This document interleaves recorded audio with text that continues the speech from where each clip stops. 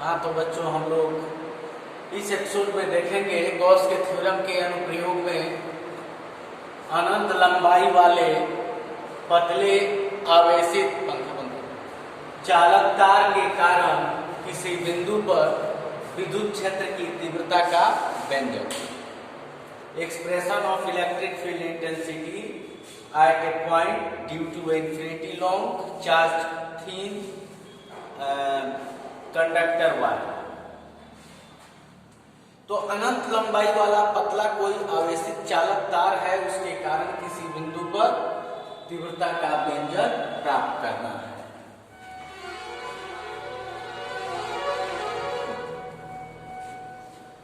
तो इसमें हम लोग मान लेते हैं कि AB एक थीन चार्ज कंडक्टर है, यूनिफॉर्मली चार्ज है। अब कंडक्टर है, चालक है, तो जैसे ही इस पर कुछ चार्ज की मात्रा रखी जाएगी वह एक समान रूप से पूरे चालक पर वितरित हो जाएगा, यूनिफॉर्मली डिस्ट्रीब्यूटेड। और मान लिए कि इस चालक O से R दूरी पर कोई पॉइंट P है जिस पर विद्युत क्षेत्र की तीव्रता ज्ञात करनी है। ठीक है, तो R त्रिज्या का और L लंबाई वाले, R त्रिज्या एवं L लंबाई वाले एक गौसीय सतह की कल्पना करते हैं। गौसीय सतह क्या है? इस तार से समान दूरी पर स्थित है, अतः प्रत्येक बिंदु पर गौसीय सतह के प्रत्येक बिंदु पर तीव्रता समान होगी, Q/R²। दूरी इक्वल है और चार्ज डेंसिटी एक समान है, तो इस किसी भी पॉइंट पर क्या होगा? तीव्रता एक समान होगी।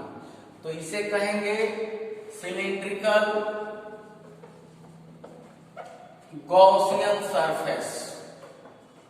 गॉसियन सरफेस, बेलनाकार गॉसीय सतह, बेलनाकार गॉसीय सतह। ठीक है, अब इस पर, इस पॉइंट P पर एक स्मॉल एरिया एलिमेंट की कल्पना करते हैं। जैसे कि मान लो कि ये जो डिब्बा है इसके सेंटर से होके कोई तार जा रहा है, तो ये हम लोगों ने क्या किया कि एक गॉसीय सतह ले लिया, एक गॉसीय सतह। तो जो इसके सेंटर से होके तार जा रहा है उससे प्रत्येक बिंदु की दूरी बराबर होगी। अब इसी पर एक स्मॉल एरिया एलिमेंट DA लिया, इसकी दिशा क्या होगी? इस बेलनाकार गॉसीय सतह के तल पर लंबवत बाहर की ओर। तो तीव्रता की दिशा गॉसीय सतह जो हम लोग ये बनाए हैं, इसकी गॉसीय सतह, तो ये स्मॉल एरिया एलिमेंट जो गॉसीय सतह पर लिया गया, इसकी जो तीव्रता होगी, उसकी जो दिशा होगी वो तल पर लंबवत होगी और तीव्रता की दिशा भी तल पर लंबवत बाहर की ओर। तो यहाँ जो गॉसीय सतह पे स्मॉल एरिया एलिमेंट DA लिया गया, इसकी दिशा केंद्र से बाहर की ओर तल पर लंबवत होगी। और यहाँ चूंकि प्लस चार्ज से ये चार्ज है, तो इंटेंसिटी की दिशा भी उसी दिशा में होगी। सेंटर से होकर जो आवेशित चालक जा रहा है उस पर जो प्लस आवेश है वो सेंटर से बाहर की ओर बल लगा रहा है, तो वो भी इस DA की दिशा में ही, यानी इस गॉसीय सतह के तल पर लंबवत बाहर की ओर ही बल लगाएगा। तो अभी आपने जो बनाया उसको आप लिखेंगे, क्या लिखेंगे कि माना AB एक अनंत लंबाई वाला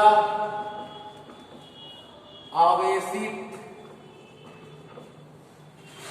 पतला चालक तार है, पतला चालक तार है, जिसके कारण इसके किसी पॉइंट P पर विद्युत क्षेत्र की तीव्रता ज्ञात करनी है, जो इससे r दूरी पर स्थित है। ठीक है, अतः r त्रिज्या एवं l लंबाई वाला क्या बनाया, तो एक गॉसीय सतह बनाया। गॉसीय सतह मतलब जिसके प्रत्येक बिंदु पर तीव्रता एक समान है। गॉसीय सतह बनाया जिसकी दिशा इस पर लिए गए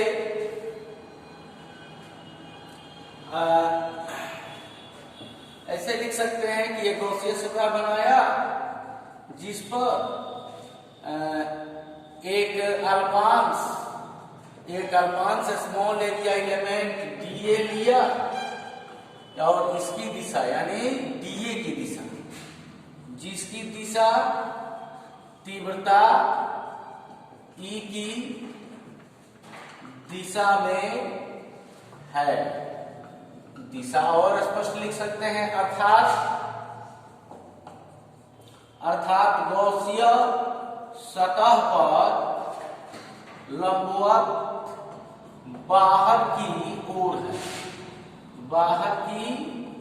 है। ठीक है, तो ये जो आपने किया उसको आप लिख सकते हैं।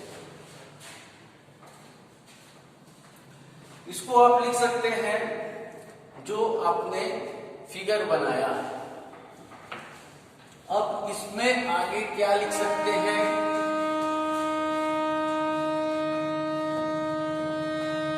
क्या अप्लाई करना है, from definition of electric flux. क्या, now from definition of electric flux, विद्युत फ्लक्स की परिभाषा से, यदि अल्पांश यानी स्मॉल एरिया एलिमेंट डीए से गुजरने वाला फ्लक्स क्या हो, डी फाई हो, तो किसकी परिभाषा से, फ्लक्स की परिभाषा से। फ्लक्स की परिभाषा क्या पढ़े हैं, D phi equal to E dot D A, यानी E D A cos theta, परंतु ई एवं डी ए की दिशा समान है, यानी समानांतर है। तो थीटा इक्वल टू 0 डिग्री और कॉस 0 इक्वल टू 1, इसलिए d phi equal to E D A. तो यदि गॉसीय सतह, इस गॉसीय सतह का नाम S मान लेते हैं, यदि गॉसीय सतह S से गुजरने वाला कुल फ्लक्स फाई हो, तो इंटीग्रेटिंग बोथ साइड्स, दोनों तरफ आप अवकलन कर दिए, समाकलन कर दिए, इंटीग्रेट कर दिए, ताकि आप जानते हैं कि integration of dx equal to x। तो यहां आपको क्या मिला, integration of d phi constant है dA, तो डी फाई का फाई और ई ए, तो फाई इक्वल टू ई। अब आप जानते हैं कि कोई भी जो सिलेंडर है, अगर इसको ऐसे काट दिए तो ये ऐसे एक चादर बन जाएगा, और ये इसका परिधि हुआ पेरीमीटर, तो इसकी लंबाई कितनी हो जाएगी, 2 पाई आर। ठीक है, परिधि, और ये है, अगर इसका रेडियस r है तो परिधि 2 पाई आर, और ये हुआ लंबाई।